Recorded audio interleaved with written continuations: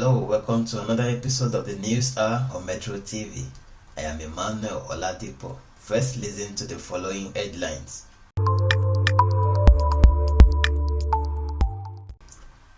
UK Parliament begins debate on Endsars as ICCJ opens probe into protest crackdown. More than 110 have been killed in recent attacks on rice farmers in Borno State. Despite huge spending on 4 refineries, Nigeria now to import fuel from the Niger Republic. Now the news in details.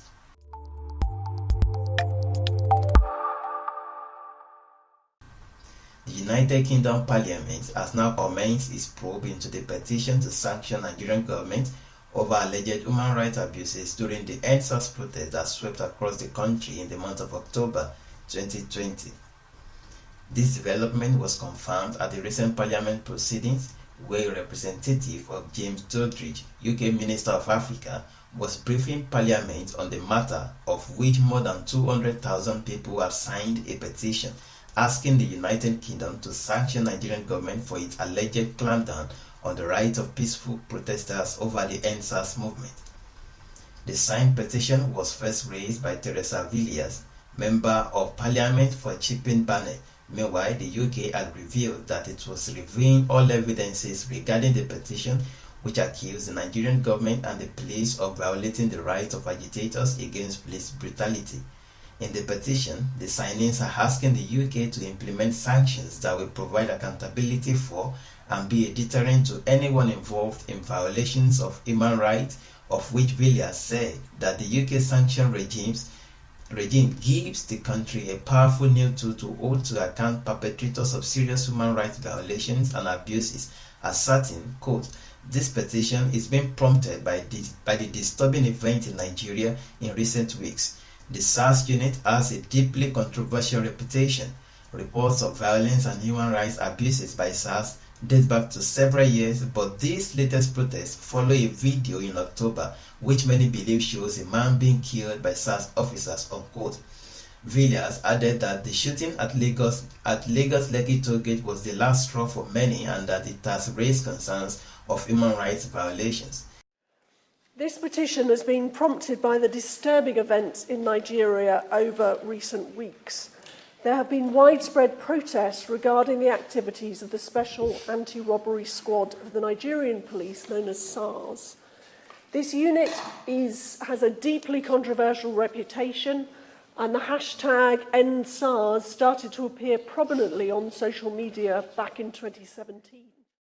As the chair of the All-Party Group for Nigeria, I was particularly keen to speak on this debate and highlight the need for the UK to stand with the Nigerian people against an increasingly cruel and brutal regime. In this world that is sadly being racked by violence and violence against young people. Now, I would argue that the greatest book in the English language, and I know there may be some debate about this, but the greatest book in the English language is Things Fall Apart by Chinua Achebe, the great Nigerian writer. Protest in Nigeria has caused global concern and outcry. Last month, mainly young Nigerian people took to the streets in a peaceful protest against police brutality. And on the 20th of October in Lagos and in other parts of the nation, the military are alleged to have attacked peaceful protesters with disproportionate force and have killed and injured civilians. In the same vein, the Office of the International Criminal Court Prosecutor has said it has received information on alleged crimes and therefore had commenced a preliminary investigation into the Endsars protests in Nigeria. Reports reveal that the examination by ICC will assess whether the legal criteria for opening an investigation under the Rome Statute are met, whereas rights group Amnesty International said security forces opened fire on protesters, killing and injuring a number of people, a report which both the police and army have rejected. In addition, Nigerian Defense Headquarters Director of Information, Major General John Enenche, in a press conference recently, claimed that the Instagram live video of Nigerian soldiers shooting at protesters in Lagos, which is now circulating on social media, was not true because it was photoshopped.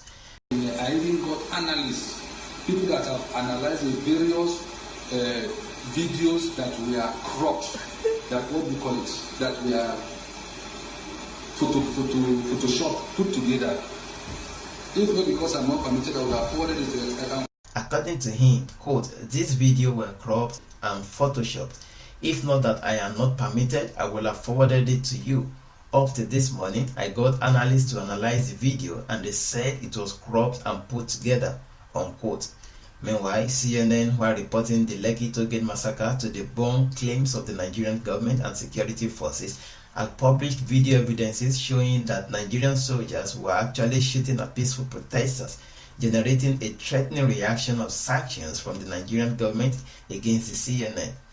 Recall that the National Broadcasting Commission (NBC), upon the imminent brutality against protesters in Lagos in October 2020, which is now known as Black Tuesday in the history of Nigeria, had published on its Facebook page that broadcasting media houses should not embarrass the Nigerian government in their coverage of the Endsars protest crisis, after which Arise News TV, AIT, and Channels Television was sanctioned for allegedly using unconfirmed Instagram live feed from DJ Switch. More than 110 civilians have been killed by Boko Haram in the attack on a rice field in northern Nigerian Borno State. This was revealed recently in a statement by the United Nations Humanitarian Coordinator in Nigeria, Mr. Edward Kalon, who, while describing the attack as horrifying, said no fewer than 110 people were killed with many other persons injured in one of the deadliest attacks by the terrorist group who have laid siege on the northeast for more than a decade. According to Kalon, quote, "I am outraged and horrified by the gruesome attack against civilians carried out by North State armed groups in villages near Borno State capital, Maiduguri. At least 110 civilians were ruthlessly killed and many others were wounded in this attack. In early afternoon of 28 November, armed men on motorcycles led a brutal attack on civilian men and women who were harvesting their fields in Koshebe and other rural communities in Jere local government area. Reports we are receiving are indicating these innocent farmers were the victims of this callous violence," unquote. Condoling with the government and people of Nigeria, Kalon extended his condolences to the families of the civilians who lost their lives in the attack, wishing those wounded a speedy recovery. He lamented that several women were kidnapped in the attack, asserting, quote, "It is unfortunately one of too many such attacks targeting farmers, fishermen, and families who are trying to recover some livelihood opportunity after a decade of conflict. I strongly condemn this attack and any act of violence against innocent civilians, and I firmly urge all actors on the ground to respect international laws and humanity," unquote.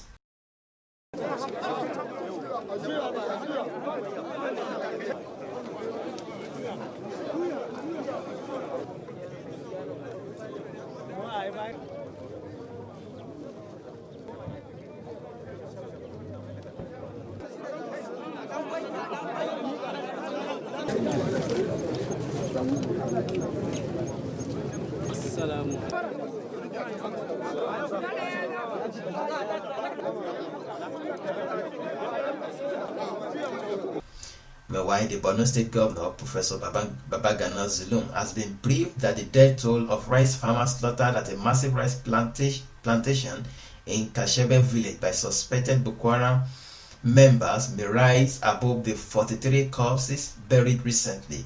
The governor was told by residents who were involved in the retrieval of corpses during the emotional burial that it was still early to determine the number of those killed in the attack, as they revealed that some of those who went to the farms were still missing. Addressing the bereaved community, Governor Zulum said, quote, "First of all, accept my deepest sympathy over this carnage. Once again, that affects all of us and every human with conscience. I am told some persons are still missing. We have been discussing with the military since yesterday. Inshallah, the remaining people will be traced," unquote. Findings indicate that victims of the attack lived in Zambari, a farming community in Jere local government area, which was famous for rice cultivation and local processing, but were attacked at Koshebe village, a place in Mafia local government area, where they had their rice farms. The federal government of Nigeria and the Republic of Niger have signed a Memorandum of Understanding (MOU) for petroleum product transportation and storage following bilateral agreement between Nigeria's President Muhammadu Buhari and President Muhammadu Yusufu. Before the agreement was reached, talks have been ongoing between the two countries for more than 4 months through the Nigerian National Petroleum Corporation (NNPC) and Niger Republic's national oil company, Nigerian do Petrol (SONIDEP) over petroleum product transportation and storage.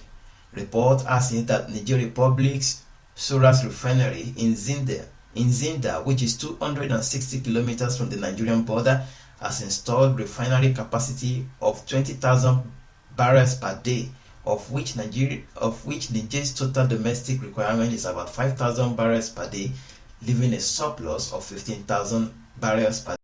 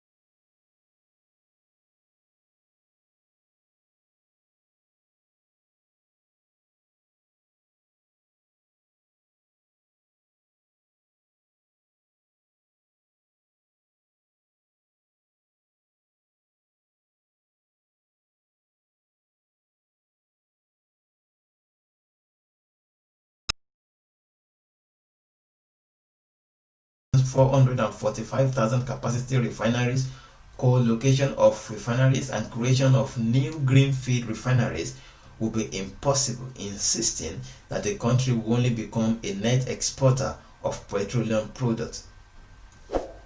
Thank you people for watching. Here is where we end this episode.